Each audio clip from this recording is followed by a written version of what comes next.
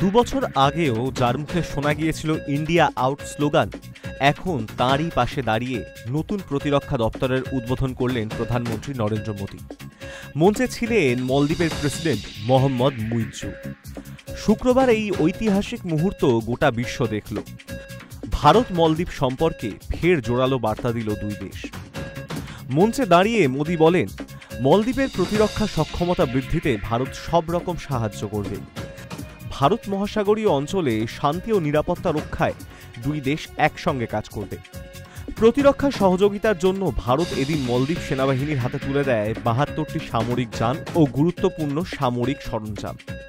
২০২৩ সালের নির্বাচনের সময় মুইজ্জু ইন্ডিয়া আউটের কথা বললেও এখন তার গলায় সম্পূর্ণ ভিন্ন সুর। তিনি স্পষ্ট জানালেন, ভারত ও মলদ্বীপের মধ্যে রয়েছে অটুট বিশ্বাস। কূটনৈতিক মহল মনে করছে, আর্থিক ও কৌশলগত বাস্তবতাই এই বদলের অন্যতম কারণ। জানা যাচ্ছে, প্রতিরক্ষা ছাড়াও আলোচনা হয়েছে অর্থনৈতিক সম্পর্ক, মুক্ত বাণিজ্য চুক্তি, সমুদ্র গবেষণা ও পর্যটন নিয়ে। ভারত জানিয়েছে তারা মলদ্বীপকে ৫৬.৫ কোটি মার্কিন ডলার ঋণ দিতে প্রস্তুত। সেই সঙ্গে একটি নতুন মুক্ত বাণিজ্য চুক্তির খসড়াও আলোচনার টেবিলে এসেছে।